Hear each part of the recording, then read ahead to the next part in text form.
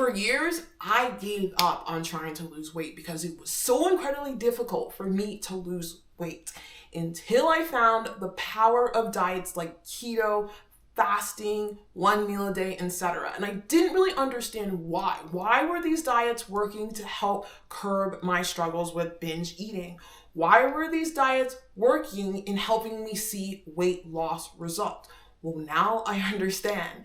And the reason why is because of fructose. Fructose has been added to 73% of the foods you see in grocery stores. Now, fructose is also related to food addiction. And this is where I had the epiphany that food addiction is actually sugar addiction. Why? Because they're adding fructose to everything. I bought burgers the other day thinking that there was no carbs in it. And what do I look? There are like 4 grams of carbs, and I look, there is added sugar. Anything that says added sugar means fructose. Fructose is added to food with glucose, and it's been added to our food, I think, around since the 1980s, which kind of corresponds with the spike in obesity. In today's video, I'm going to talk about food addiction and how you can fight it and lose weight for good. If you're new here, welcome. My name is Daniella, and I've lost over 110 pounds on my weight loss journey. I've struggled with binge eating, overeating, emotional eating, and resistant weight loss for years. I've lost the majority of my weight eating a 1 meal a day fasting schedule. I've also done things like keto and doing the Seco diet, calories in, calories out. But I found the most success when I made that metabolic switch into a keto diet or incorporated fasting into my weight loss journey. In today's video, we're gonna go into food addiction and why people are struggling with it. It's actually a physiological phenomenon. It's not some made up illness for sympathy points. It's real. We're seeing it. People are going to obese levels that we have never seen before. Let's think about it here. There is an underlying issue going on, and we are beginning to uncover it. I don't want anyone to feel that food addiction isn't real. It's real. So if you're interested in learning more about like weight loss, making the metabolic switch, and how to lose weight and how I was successful in losing weight, make sure you hit that subscribe button and smash that like button, guys, because I want to get my videos out to more and more people. I want to share with people how I lost weight just to give people hope, because I was one of those people that completely gave up until I found the power of the metabolic switch. So let's jump into fructose and food addiction. Studies have shown that fructose is just as addicting as drugs such as alcohol, nicotine, and illicit drugs such as cocaine, heroin, etc. Why is that? Because it triggers the same reward system in the brain that these drugs do. Now, food addiction is related to fructose because fructose creates a physiological effect in your body. It is addicting in those aspects, not just mentally, but physically. And what fructose does, it goes in and it damages our mitochondria. The mitochondria is the powerhouse of the cell. It is where our cell creates energy, and it's also really important in metabolic health and overall health.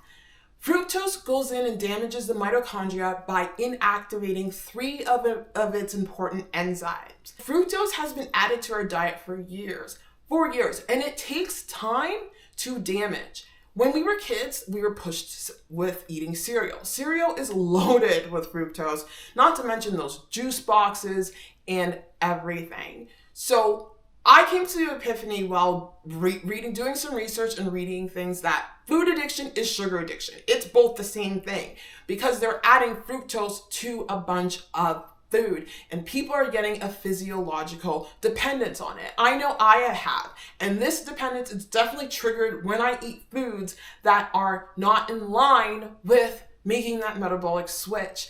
And it wasn't until I made that metabolic switch that I became successful in my weight loss journey. So why is the metabolic switch effective in helping to fight food addiction? or sugar addiction? Because it gives the mitochondria a chance to repair itself. Basically, when you make the metabolic switch, you're putting your body in a healing state. When your body is in a healing state, it is essentially going through and repairing damaged cells and damaged cells organelle. If you want to crush food addiction, you have to make that metabolic switch. And the metabolic switch involves in putting your body in a state of low blood sugar. When you have low blood sugar, you have less insulin spikes, and your body is forced to go into its resources. It's fat. It's glycogen stores in the liver and muscle, which it will go to first, then the fat, in order to start burning fat. So you can make the metabolic switch in two ways. The fastest way to make the metabolic switch is by fasting. Studies have shown that you can get into that metabolic switch as low as 10 hours of fasting, but if you have never fasted, I highly recommend going into a solid 17-hour fast minimum and do this consistently to help your body repair itself, because the longer you are in that state of fat burning, the more repair you're having, and you're going to be able to help your body process food properly and lose that weight. So fasting is the fastest way to make the metabolic switch. Intermittent fasting, you can do that. Another way you can make the metabolic switch is through diet. So diets like keto, carnivore, any low carb diet that is 50 grams of carbs or less, and avoiding foods that contain added sugar is the best way to do it. You want to avoid the fructose, because when you eat fructose, it's just going to strengthen those pathways in the brain for you to want more. Fast food is full of fructose. When I was doing OMAD with fast food, it was great, but I felt like garbage. My workouts weren't the same, and my cravings went up. There's a reason for that. The dopamine system that results from fructose is amplified with eating it. So if you want to get over an addiction, you gotta not eat the thing that is causing your addiction. So it's important to do that. You can also mitigate this by eating in a way that limits glucose spikes. I learned this from the Glucose Goddess. She talks about this. Number one, you can consume some vinegar before you eat your meal, and that's going to help reduce your blood sugar levels low. So you can just take a shot of apple cider vinegar before consuming a meal, and it will reduce your blood sugars. I found this to be true when I was wearing my CGM, my continuous glucose monitor, which I'll be doing again and properly documenting for you guys on this channel to see that. The acetoacetate in vinegar can help curb your glucose spike by 30%. And make sure if you're going to do this, you're going to use vinegars that don't have sugar in it. There is a vinegar out there that has sugar. Pure apple cider vinegar without sugar, because I actually bought an apple cider vinegar with added sugar once and I was not happy about it. So make sure you're reading your vinegar label. It can be any vinegar, it could be regular vinegar, as long as it doesn't have sugar and it's straight vinegar. You can also help mitigate glucose spikes or insulin spikes by eating your foods in a certain order. Number one, have your vegetables first, then followed by your fats and protein, then followed by your starches. If you eat food in this order, it will also help mitigate glucose spikes. I actually did this experiment again on my CGM, and I saw this to be true. Another way you can help mitigate the spike of insulin is to build muscle. Muscle has tons of insulin receptors. When you have more muscle and you are active, another way to reduce insulin spikes and blood sugar in your bloodstream is to exercise. The more insulin receptors you have in your body through the muscles, the better it is it's going to be for you. The muscle is going to take up that sugar. And in fact, muscle is one of the key ways to help maintain your weight and to also help maintain metabolic health. I hope this video was useful for you. When I was learning about this, I was just blown away, because I know when I ate a lot of sugar to balloon up to nearly 282 pounds, or it did to nearly 300 pounds. I know when I was eating tons of chocolate, I was so addicted.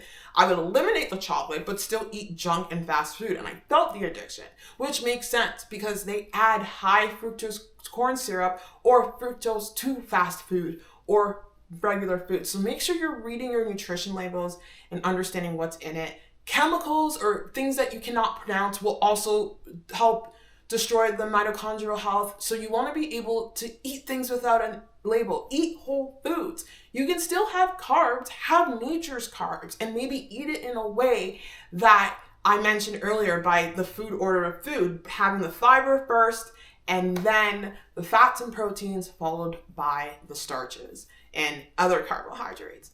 Anyway, if you enjoyed this video, just type in the word glucose, and I'm sending you guys mad love. Take care. Bye.